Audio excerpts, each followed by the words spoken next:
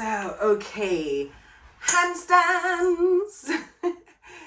Brilliant. So we are here to discover a bit more about some little tips and tricks that can make a big difference to your handstand practice. So if you have a wall available, that's a good thing. I've got my cupboards here, a door and so on. If you have nail polish on your toes, I recommend staying away from the wall. Just a little tip I've learned from experience. So what we're going to look at, there's obviously, you often see lots of posts and things on Instagram and lots of advice about all the kind of drills that we can do for handstand. And there are strength drills and there are wrist strengthening drills and all these things which are really great and important. And so that's kind of, in a way, it's in one category. That's the physical preparation. Then you've got this section of, how can I do this safely? How can I set myself up for a safe practice as well? Because in the middle of that, there's the brain, right? And the brain controls everything that we do. Everything that we do is controlled by your brain, like it or not. And it's controlled by different parts of the brain. So whether that is the midbrain, the cerebellum, part of your brain called the pons, there's midbrain, cerebellum, medulla oblongata, and cerebellum. So those are the bits that really kind of make up those constituent parts that will control movement in the body. And the brain's number one job, no matter what, is just to keep you safe. Brain does not care whether Claire can hold a one-handed handstand. Does not care if Rasheen is up there for a minute holding a perfectly straight handstand. Brain doesn't give a stuff about any of that stuff. It's like, yeah, that's all good, Zaz, but am I safe? That is brain's number one job, is to keep my human safe, my person safe. So if worse comes to worse, kind of at the nth degree, let's say you're really kind of pushing yourself in your work or in your relationship or whatever's going on and getting very, very stressed out. And of course, as we all know, that the brain sort of talks to the endocrine system and says, psst, release some stress hormones. We're in fight or flight, so we got to be ready to fight. Have to be ready. So let's release some cortisol and some adrenaline into the bloodstream so the muscles are tensed and ready to go. And after a while, there's that buildup and all that adrenaline and cortisol has nowhere to go because you're not physically fighting, you're not physically getting that stress out. And it's a continual buildup to the point that brain goes, you know what? The safest place for Zaz to be to get away from all this stress is in bed. So if I make her really ill, she'll go and be under the duvet and nothing can happen to her. She'll be fine. So the brain's number one job is totally to keep you safe. And so whatever we do, we want to make sure that we're preparing the brain for you to do something new that is also safe. And so strangely enough, the cerebellum, that part of your brain, really likes novelty. It really likes you doing unusual and new things.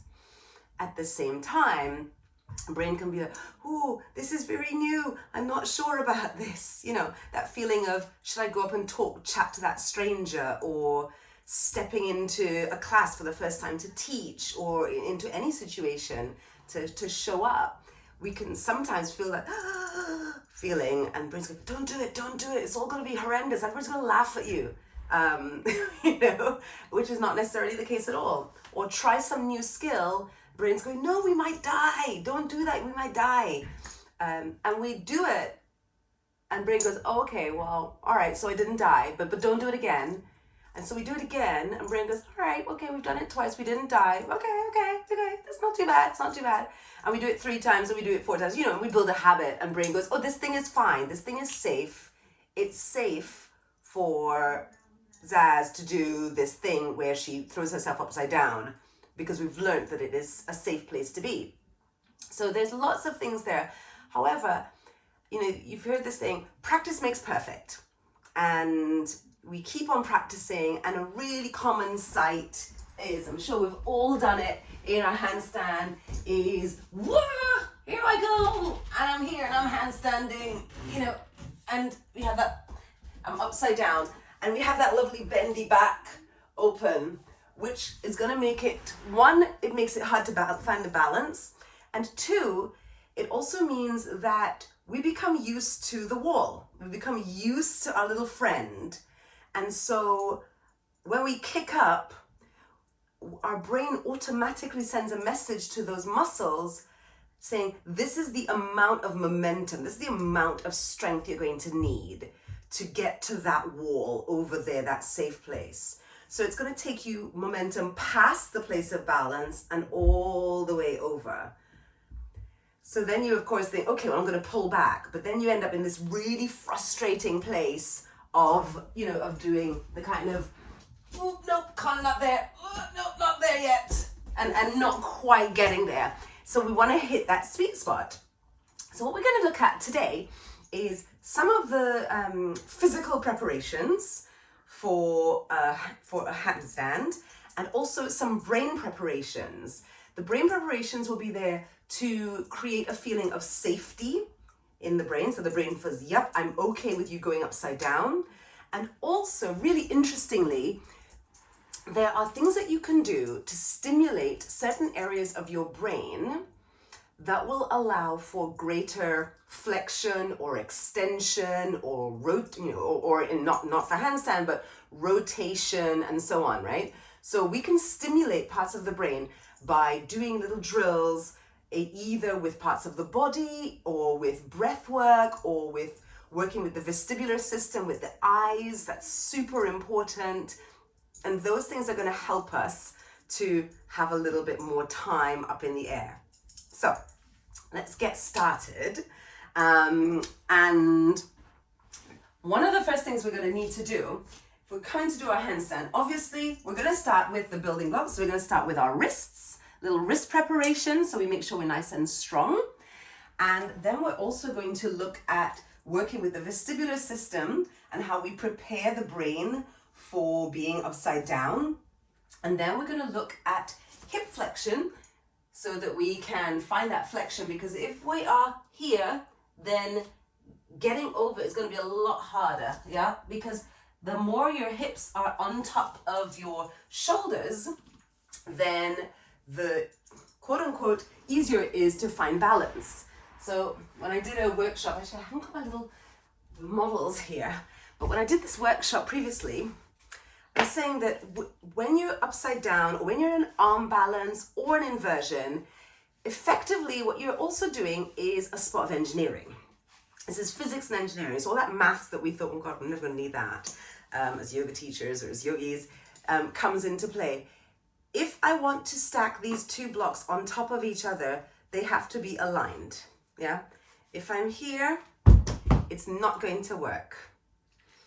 Similarly, so with, you know, your arm balances and so on, if my wrists are my ankles, I need to be aligned over the wrist. The weight distribution has got to be over the wrists first. So if I'm in my handstand and I never get past this, so you know we're doing the little baby kicks, part of that is also, by the way, part of the lack of confidence as well. So not necessarily partly lack of confidence, but it's also lack of intention. So it means that fear is kind of leading the way. It's like, oh, I'm not sure about doing this handstand stuff, I'm not so keen. So if we're here and we're kicking up, then my shoulders are never getting past my wrists or over my wrists. And just like if I'm standing up, if I imagine my knees and my hips are my elbows and shoulders, if they don't go on top of or past my ankles, then I can't stand up, right? Equally, if it's too far forward, I'm going to fall over. So we just imagine that movement upside down, right? So these are my hands, these are my ankles, these are my elbows, these are my shoulders. So I want to have them not back here, but I want to be here. At a push, I can be here even, or here. Yeah, obviously we want to aim for here where we're standing nice and comfortably. And one good thing to remember is that it did not take you or I a 1 hour workshop to be able to do this, to stand. Right? Yeah. So. When you just explained it like that, I was like, oh my God, I can stand.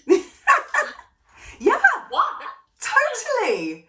I think it the other way around. Yeah. Totally. Yeah, you can stand.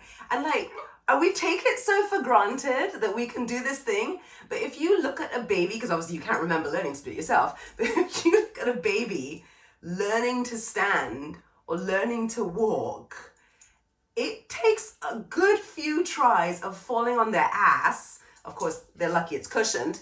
But it takes a good few tries before they get it right, before they get the muscle memory and also the strength, because there has to be a certain amount of abdominal strength to keep them upright. And this is kind of why I always say in workshops for arm balances and inversions that for me, the most important posture that is going to help you with arm balances and inversions is good old, chaturanga. Because chaturanga is your staff, obviously, but it's not like, you don't want to be the floppy pasta. So if I'm kind of coming down like lurching onto the floor, like overcooked pasta, similarly, if I'm standing up here and I'm kind of like, wobbling around, I'm not really going to be very strong and stable. I want to be uncooked spaghetti, nice and straight. Energy is going all the way through.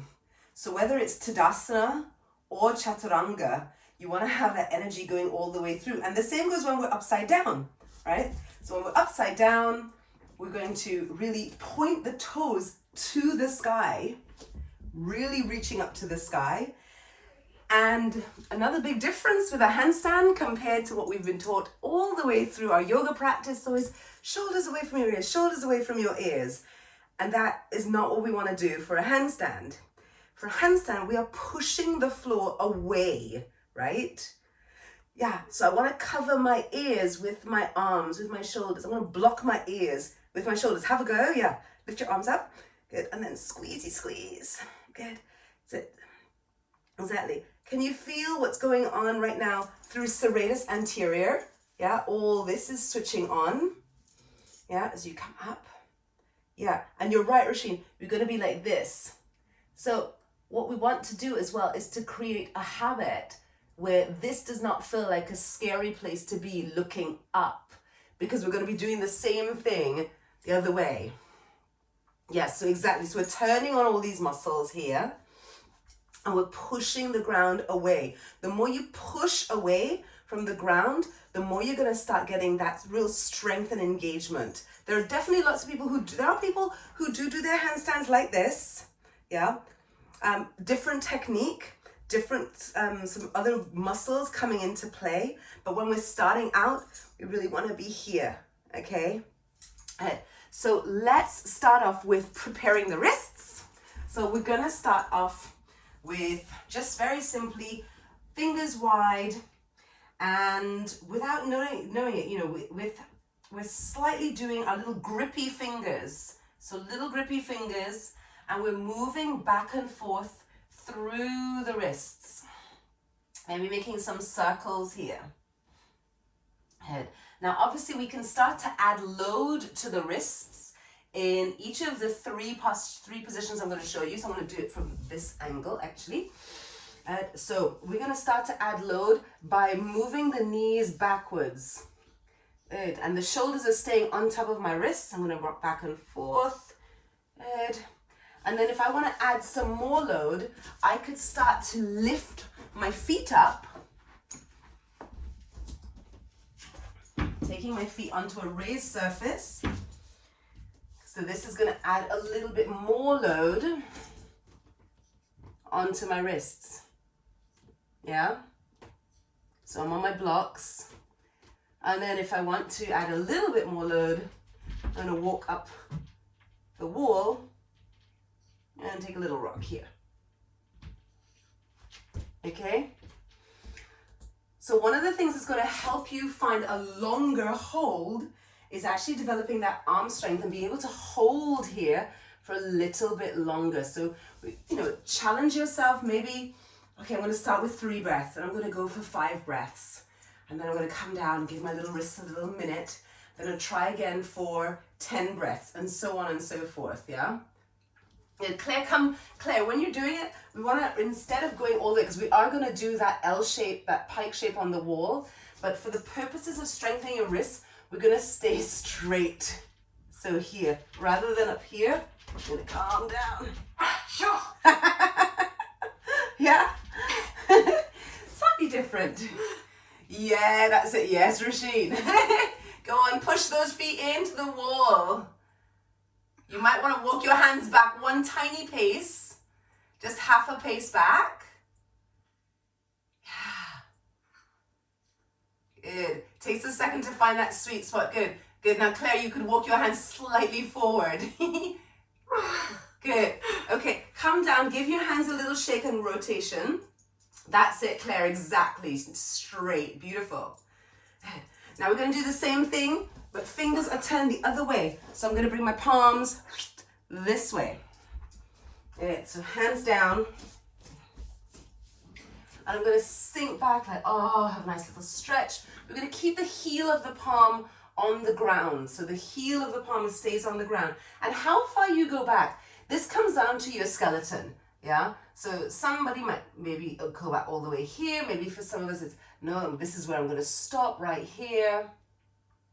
And it's really important that we also respect your skeleton, your skeletal construction. And again, we can start to build up by taking the knees back a little bit. And we're starting to apply some load through the wrists. Keeping shoulders on top of the wrists. And then maybe a little bit more load. Yeah. And then lower down. Clasp your hands, rotating around a little bit. Don't push it too hard, Rasheen. I mean, you know your body, love. Good. Good. Good. Now, there's another one. Now, if we're working on handstand, again, we're strengthening through the wrists. So we're going to do flip the palms face up. Fingertips to your knees. Palms face up. And this is really sticky. So, lean back. Ooh, that one's going to feel really quite interesting. Yeah. Now here as well, you can start to progress into slowly adding load, but being very gentle, because this is a position that our wrists are never in. So super gentle here. So maybe knees coming back here. Yeah, and seeing how that feels. Eventually being able to lift up the knees, shoulders over the wrists. Yeah. Yes, that's great. And then come on down. Give the wrist some love. Good. Good. Now your wrists are maybe starting to feel a little, feeling something from doing that. So let's kind of massage the ankles. And the massage and the ankles. Flex and point while giving the ankles a real rub here into the joints. Good. Both sides. Good. Have some pressure in there. Front and back of the ankle. Really squeezing the ankle joint. Good. Now check in. How do your wrists feel after working the ankles a little bit? Does that feel any better? Yeah. Yeah. Yeah, why? What just happened? So, I know, it's quite creepy, right? So, Why? I know, this is some of the cool brain stuff. So, yeah, we like, my wrist hurts, so I'm going to press my ankle. Totally sensible, Zaz. Your brain works contralaterally, so left side of your brain controls the right side of your body. Right side of your brain controls the left side of your body. Also, your brain works with a mirror image. So first of all, it's working contralaterally. So you have this mirror image. Imagine a dissection going all the way through your body. So left and right.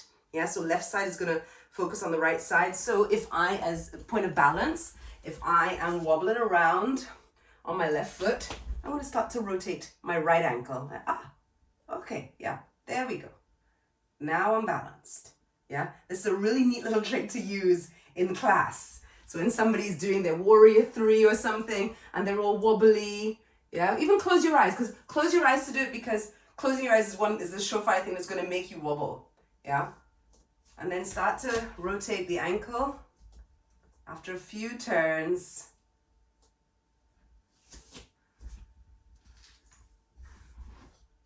Yeah, I can see that's working for you, Rasheen.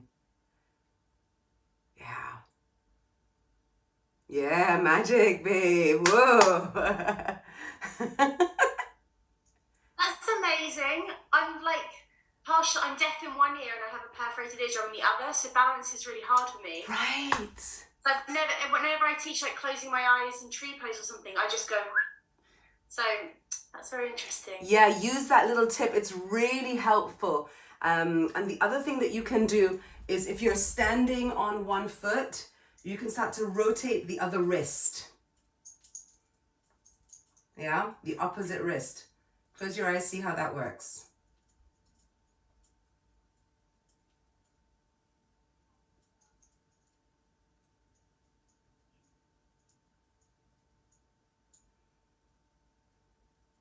Now, what is so interesting is that, was that a no for you, Claire?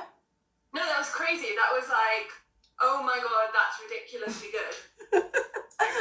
It's wild. Okay, so just to very quickly, so like I said, the brain works bilaterally for certain things. So the left side of your brain controlling the right side of the body, right side of the brain controlling the left side of the body. But also there's a line going through your center as well. So your cross section here. And so your right wrist is connected to your left ankle. Yeah. Your elbow will be connected to your knee. Yeah. Shoulders to hips. Lumbar to thoracic. Right? So if there's an issue going on, very commonly, let's say you've hurt your shoulder, and you go to the physio, you go to the acupuncturist or massage, like, oh my God, my shoulder really hurts. And yeah, let's do some real massage and get right in there to the shoulder and, do all the work on the shoulder. We're going to strengthen, we're going to use your stretchy bands, all of that stuff really good. But also, if you also do work on the opposite side, this can also help the brain's perception of threat. Yeah? And also, just as we're coming on to, if your wrists are still slightly achy, I'm going to give you another little pain hack to do. So can you feel your wrists still, or are they gone completely from what we were doing? Yeah? If you feel any aches and pains anywhere, just check into the body, like, oh, a little dodgy back or whatever it is, or wrist. Or maybe not right now, even if it doesn't work for you right. If your body's feeling good right now, then don't worry. A little pain hack is like, okay, this is where I'm feeling a little bit dodgy right now. Okay, wrist is dodgy. How's that? It's like a 7 out of 10 maybe, or a 6 out of 10. You're going to do this. You're going to go like this.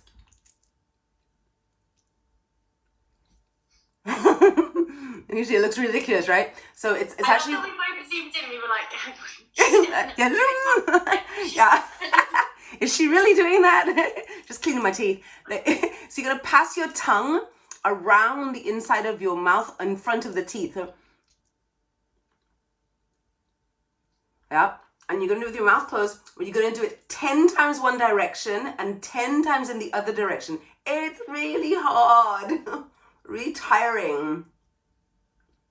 Yeah. And once you've done it, check in again with your body. Say, like, how's that bit of me feeling? Has that changed for me? That's a big nodding. This is cool stuff, right? Yeah. Really, really amazing stuff. So it's, again, keys into a part of your brain that is telling you that there's pain. So this is super interesting research, yeah, that pain comes from your brain, not from your body. And that's a really bizarre concept for us to absorb. So when we can block the brain from the pain reception, from the threat awareness and the pain awareness, then we can kind of mitigate the pain that we're going through. So it's really, really super fascinating. And then there's other stuff with breath work that can also help. But we're not going to go all into the pain. It's a whole different workshop. But it is super helpful when you're doing stuff like this. So another little wrist exercise that we're going to do is, and I quite like doing this in classes with Kapalabhati breathing. So inhale and then exhaling, pumping the breath. And we're going to flick the fingers. So we're going to flick, flick, flick. Yeah? I think you've done that with me before, Claire. Yeah, I remember this vividly. Good. So we're going to flick. And usually to distract from the fact that we're going to do this about 100 times, we're going to flick fast. We're going to start warming up. So come onto your mat, keep flicking, and really commit to opening and fully closing the hand. Step the right foot forward, sink into that right knee, tuck the toes under, rise up, lift the arms all the way up. Good. Cactus the arms, lift the chest, and then reach forward, come into chair pose. Keep flicking the arms, the hands, and then step the right foot back. Good. Lower right knee down, sink into that left knee. Good. Arms forward, take the left knee back, sink back. Keep flicking. 5, arms up. 4, arms out. 3, arms forward. 2, and 1. Good. Give that a shake. Bringing lots of blood to the wrist flexors, wrist extensors. Good. So that's our physical preparation for the wrists. We're feeling kind of ready, a little bit more ready. What happens if this movement, arm extension, is inhibited in the body for whatever reason? There's some people, maybe I'm not sure if you're watching the replay, if maybe your arm comes to about here. Some people that happens, and this extension, shoulder extension, is hard. I've got a little bit of a dodgy shoulder, so right now, you can see my left arm goes further back than my right. My right is high enough to do a handstand, but still goes further back.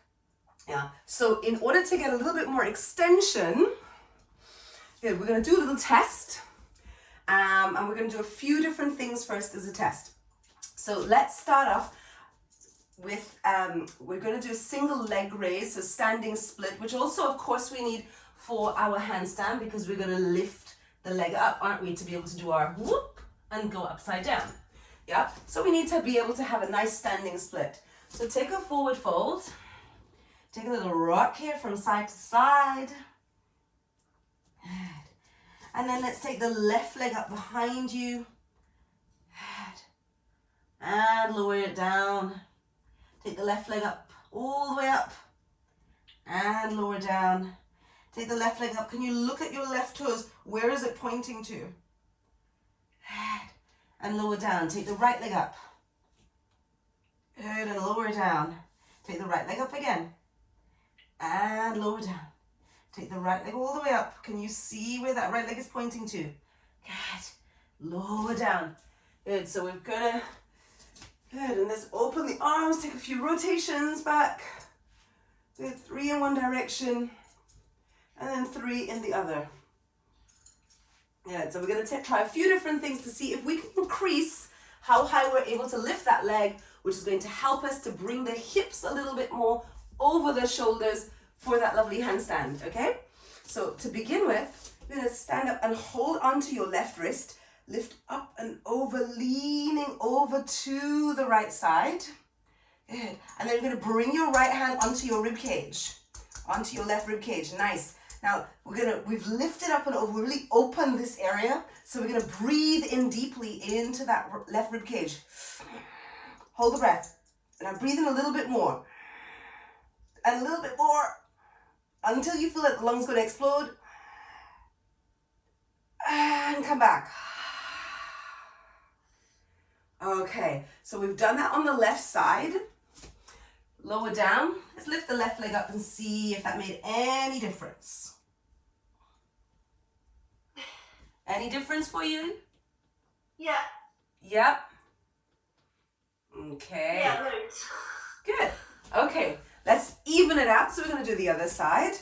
Hold on to the right wrist, lift up and over to the left. Left hand comes to your rib cage, just to bring the awareness. And breathe only into that right rib cage. And breathe in again. Without exhaling, breathe in again. And release. Good. Let's take a forward fold. Lift that right leg up. Any difference? Whee. Good. Come back down.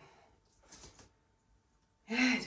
Now, you might find that there was either little difference, big difference, zero difference, or you could find, oh, actually my leg's not going up as far as it was before, right?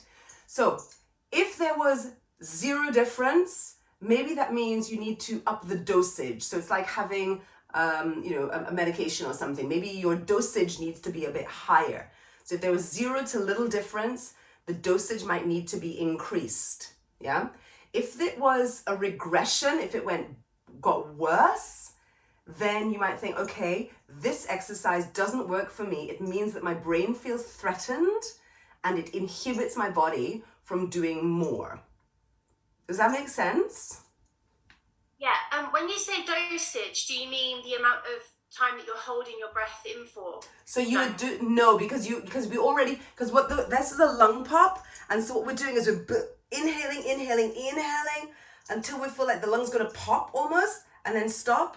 And so the dosage might mean, okay, I'm gonna do that again. Inhale, and exhale. And then again, maybe do it 2 or 3 times, and that's your dosage, right? That's gonna be, we're all different human beings. So actually, seeing that something's a regression is not a bad thing. We often go, oh man, that didn't work for me at all, that's crap. And it's like, great, now we know the thing that doesn't work. So we don't need to up the dosage or do any of that. We just know that we're gonna park that and move on to something else. Yeah? Good, so next thing we're gonna do is start off by, gonna roll up and down. And actually we're gonna start to do, I do this sometimes in class, we're gonna take little circles round the mat. So we're gonna rock and roll until you can make a big circle all the way around your mat. Keep rolling all the way around. So you're rolling all the way through the sacrum, the shoulders, the back. And then once you come back to the front, take it round in a circle in the opposite direction. All the way around. Good. Brilliant. Good, so we've brought in lots of stimulation to the sensory cortex through the spine, through the back body. And now we're going to start rubbing your hands like this, and then really get into the joints. Yeah, really wiggle into the joints of the fingers all the way into every single one. Good. And as though you're washing your hands, like a really good wash. Good. And then sweeping up the arms. Like you're in the shower having a lovely body scrub. Those yummy, smelly body scrubs. Good. And then from the armpit all the way down through the palm of the hand. Good. All the way down. Good. Through the shoulders. Good. Collarbones. Good. The back, neck, face. A little face scrub. Ooh. Good. Maybe even the hair. Yeah. That's it. And then chest, tummy, hips, bum, give the bum a little wiggle. Ooh. Good. And then legs, all the way through the legs. Good. Round the thighs, the knee, shins, calves. Rub the tops of the feet. Good. And then you're going to step on one foot with the other. It's going to use one foot to massage the other. So you're getting some sensory stimulation through the bottom of the foot as well as providing it to the top of the foot. Switch feet. Good. Great, nice work. Good, now take a forward fold. Let's start with the left leg up. So checking the flexibility on the right side, lifting the left leg up. Whee.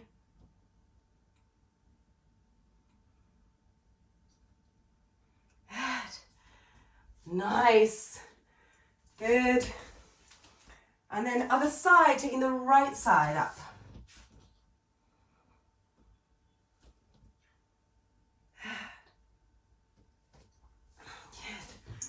so how did that work for you?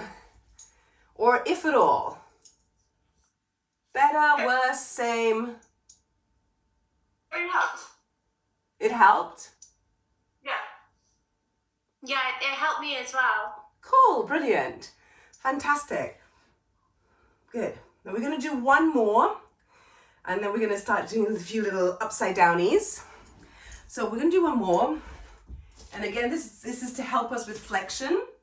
So let's again lift up, forward fold, head, bow head. How easy is it to get down? Can you start bending your elbows, legs straight? Almost as though you want your elbows to come towards the floor. Hips aiming towards the sky. Good. And then come all the way up, lift the arms up. And exhale right down again, bow. So just preparing the body physically just a wee bit. And back up. Last time. All the way down, shoot that left leg up to the sky.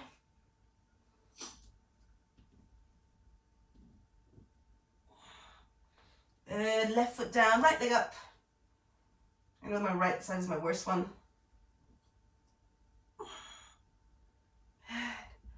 And down. Now notice where your feet are. Keep the feet in exactly the same spot. Roll all the way up. Good, we're going to take a big inhale. So don't do it yet. We're going to take a big inhale. We're going to take a big exhale all the way out. Full exhale out. And then hold your exhale. Don't breathe in again. And you're going to do as many squats as fast as you can. And then when you feel like, I need to breathe, then stop. Okay? So when you're ready, let's go. Inhale, big deep breath in. Full exhale. Hold the exhale. Squats.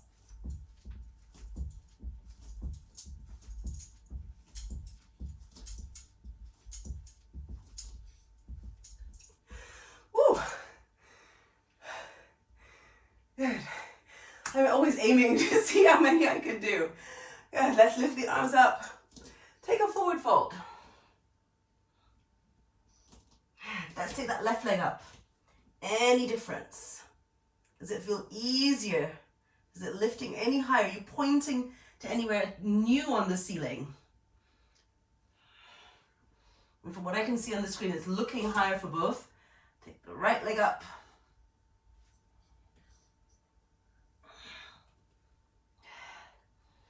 And come back down. How did that feel for you?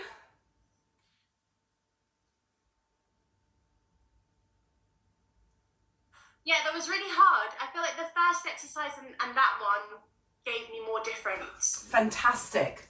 Brilliant. Yeah. So the lung pop one and the exhalation. Cool. Now when you just to quickly let you know the science behind it, when we hold the exhale, we're building up our levels of CO2 tolerance within the body.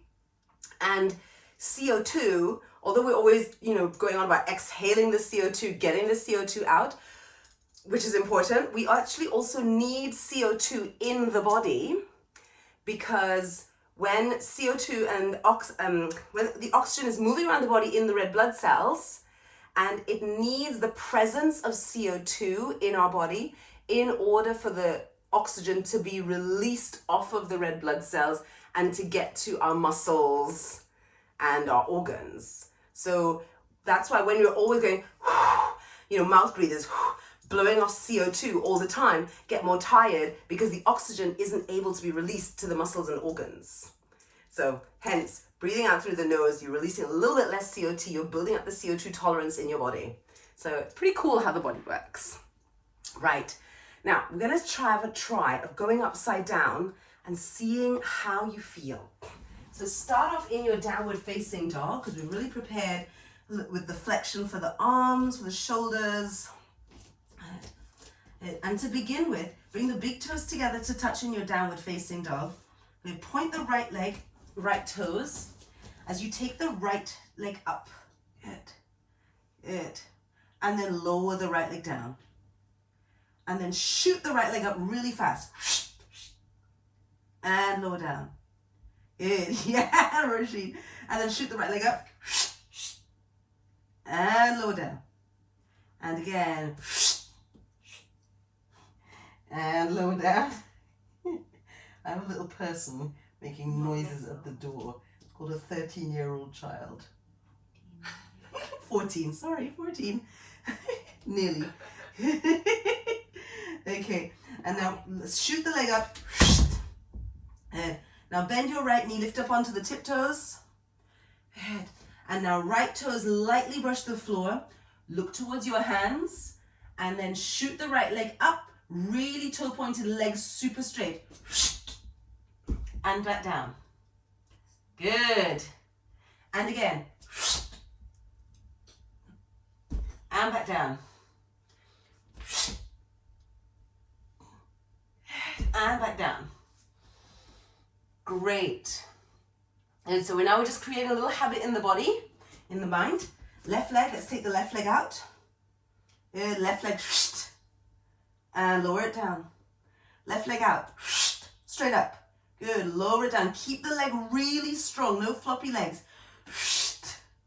Good, lower down. Good, maybe hop the right foot slightly forward.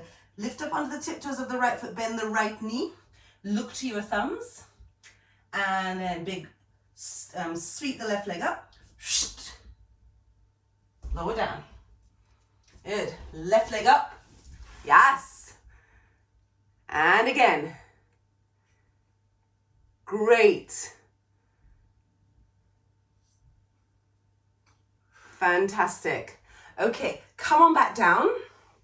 Brilliant. So we're starting to find that feeling of being really strong and directing that leg up to take you up and over. Now what we want to do is we're going to, I said look to your thumbs. So we're coming here, the body is, you're trying to look to your thumbs while the body is moving, right? So this is really quite tough for the vestibular system. So what we want our brain to get used to is movement of the head of the body while the eyes are locked in one spot. So you're going to take your thumb in front of you and you're going to look at your thumb and keep your eyes focused on your thumb, and you're going to lift up and down. Lift your chin and lower down. Keep your eyes focused on your thumb. Good. Now if you're starting to feel dizzy, we're going to start to move a little bit more slowly with your head, because what we don't want to push things, we don't want to push past it or push through it or any of that nonsense. This is about making the brain feel super safe. So you've done that about 5-6 times. I'm going to start turning your head from side to side, keeping your eye on your thumb. Yeah? Again, you decide how fast you can move, and maybe if it's okay, you start to move a little bit more quickly. And if you start to feel dizzy, slow it right the way down. Good. And now we're going to draw a cross with your nose. So we're going to take your nose up to the top right corner. Eyes still fixed to your thumb. Back to center. Draw your nose to the bottom left corner. Come back to the center. Top right corner. Bottom left. Keep your eyes on your thumb. Top right. Bottom left. Top right. Bottom left. Top right. Bottom left. And then pause. Top left. Bottom right. Top left. Bottom right. Top left. Bottom right. Keep your eyes on your thumb. Top left. Bottom right. Good. 2 more. And then release when you're ready. We're going to do a little visual reset. So you're going to cup your hands over your eyes. Keep your eyes open, and you want to really squeeze your fingers together so that there is no light coming in, and your eyes are open, seeking and looking out for the darkness. This feels really yummy. And this is a really nice visual reset. Staying here for 30 seconds really helps the brain reset, feel safe. Knowing that we're back to a safe place. We're looking for darkness. I mean, the only time we're really in total darkness is at night, when we usually turn the lights off, close our eyes and go, try to go straight to sleep rather than looking around for the darkness. Can you try to look for the darkness with your eyes?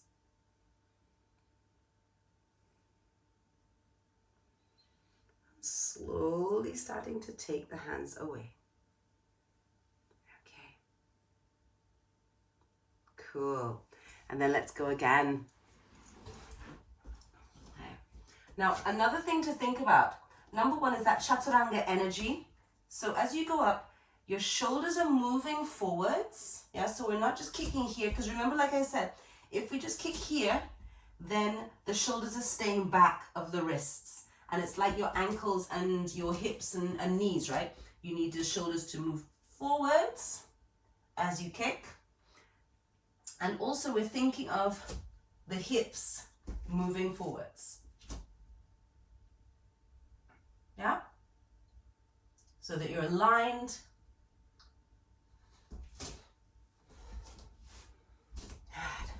So have a little go. See how that feels now. Good. Look between the hands. Good, nice setup. Good. Yes. Claire, away from the wall. I was going to say. Yeah. Good, a little bit further the shoulders, Rasheen. Yes, toes. Good, brilliant. And then when you're there, just at that moment that you went over, keep that kind of, really ballerina, pointy, aiming like crazy to touch the sky. Okay.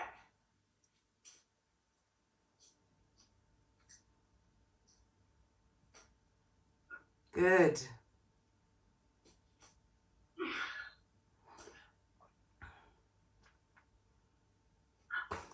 Good, come on down for a minute. Fantastic. Good. So that's already starting to look like it's finding a little bit more of its way there. Another thing that you can do is, so we did a little exercise for the vestibular system of keeping the eyes steady. Another thing that we can do is that we can keep the eyes steady in your handstand. So to prepare, you start to turn your head from side to side when you're here. So the brain is like, okay, something's going to happen. I'm going to turn my head from side to side. I'm looking at a spot in the center of my yoga mat. Yeah. And then nodding up and down. I'm still looking at that spot, the center of my mat. So I'm getting my brain used to the idea of movement, of going upside down in this position. Good. And I'm going to find stillness.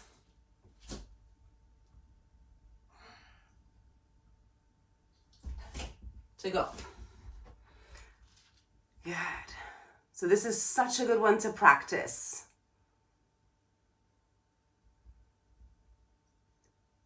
Toes, toes, toes. Yes.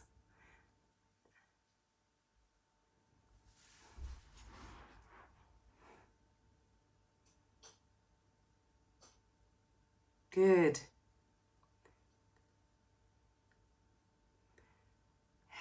Pause for a little second. I was going to give you a tip that I was talking with another client about. I have this phenomenal woman who is a client, and she came to me and said, I want to learn how to do a press handstand for my 60th birthday.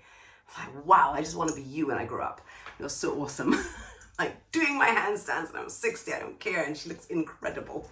And she is an incredible person. One of the things I mentioned to her is not to be so quick to try to, so right now we're doing with one leg, and I'm noticing with Claire that you're kind of quickly bringing the other leg up straight away, yeah? So instead, find your way to this point and then come to bring the legs together, yeah? Otherwise, you're doing that and it's gonna start to go a little wild. Finding your balance with an L shape can be a really nice place. Equally, finding your balance with stag legs can be a nice shape so that one leg is pulling you in that direction, the other knee is pulling you in the other direction. You can find that tick-tock balance. We can try something else now where we're going to aim for a tuck. And I really like this because tuck handstand is a reminder that it's not just my legs that are going up. I'm trying to lift the booty, yeah? So if you were to come here and sort of literally do your little twerking action, yeah? So what I want to go up overhead, same as when I'm doing my jump forwards from like downward facing dog to come into a halfway lift, it's hips first. So when I'm doing my tuck, I'm going to think about my bum going up, not my legs. So I'm going to keep that connection belly to thighs.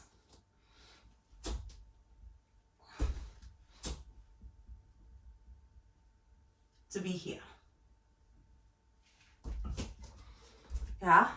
So I'm thinking about getting this part of me up over my shoulders. So let's have a couple of tries. How does that go?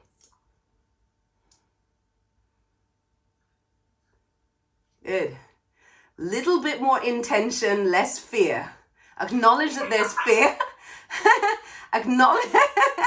Yeah. So acknowledge that there's fear, because fear is there to keep us alive. And then go, okay, I know there's fear. I'm going to go for it anyway. Good. Keep the toes pointed as you come up. Good. Yes, keep the bum going.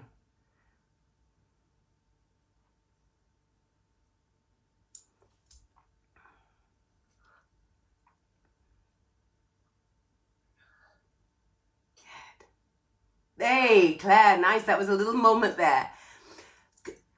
What I'd love to also remind you both is it's really easy when you're bendy to go into this, to this kind of floppiness in the back. Yeah. And one way to get out of doing that is to teach yourself, let's say if I take my block here and I'm hands to my block, so I'm like in my handstand, yeah, or I'm going to push against the wall, but yeah, I'm going to push against the wall instead. Here, toes pointed. Now, either we can be here where I'm tucking my pelvis under, I'm rounding, doing a little Quasimodo, or I can lift my hips up, yeah, or I can be fully extended. If I'm fully extended, I can feel my thighs working, I can feel my bum working. My shoulders, again, are covering my ears. I push. And this is going to be my handstand shape. So not this one, and not this one, but this one. And so, yeah, that's it. Good. Can you feel which muscles are working? Can you feel what's turning on? Yeah. Yeah.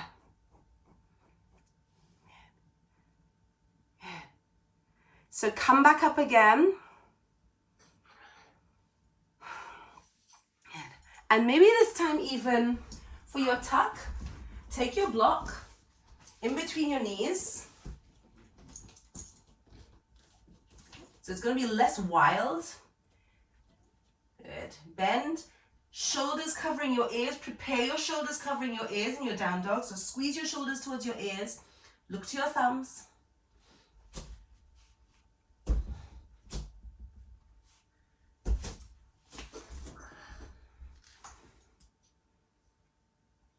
Good. A little bit more welly, Rasheen.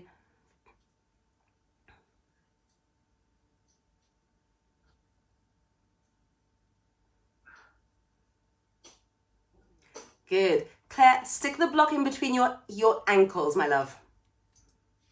Yeah.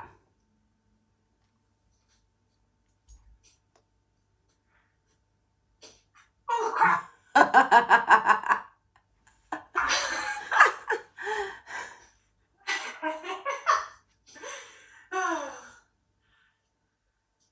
Good. Brilliant. Good. Take a little breather for a moment. Give your wrist a little bit of love. Let's rotate the ankles. Good. Good. Give them some love to the ankles.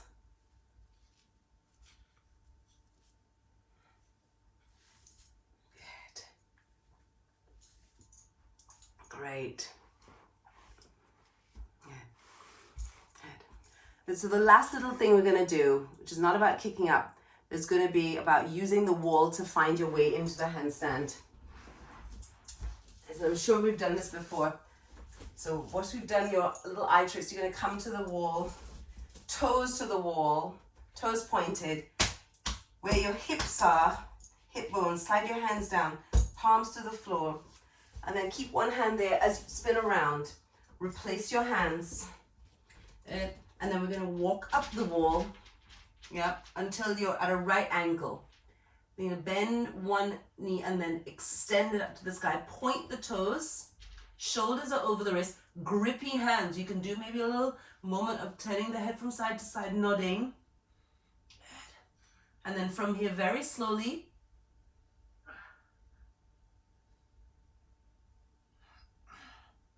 bringing one foot off the wall, and then back and away. Good. Good. Rasheen, my love, try not to push off the wall, like a sudden push, because otherwise that's creating momentum and laws of physics again. So momentum is the opposite of finding that stillness. So really what you want to do is like little toe pushing super gently off the wall. I'll do a little closer, see if you can see it from here. So I'm just going to like a little bit here, like, oh, I can feel the balance. My toenail is almost off the wall, and then it floats. Yeah? Because if we push off from the wall, then we're going to overshoot that point of balance. That's it. Good. Block your ears with your shoulders. Block your ears with your shoulders even more. Yes, that's it. Good. And really active those left toes. Really active. Reach away from the sky. And if you're bending that right knee, it's going to be in slow motion.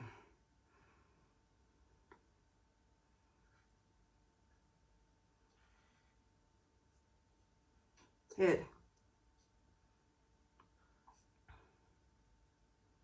Good. Slow motion. Yes. That's it. Exactly like that. Brilliant. Cool. Okay. Let's give the wrists more love. Good. Good. And then open the arms out wide. Hold like as though you're holding 2 heavy jugs of water. Good. And then bring your thumb over the top of the knuckles so it's like this, not like this, but like this. Good. And then rotate the arm and then squeeze the knuckles in towards you. Relax the shoulders, relax the shoulders. Squeeze, squeeze, squeeze.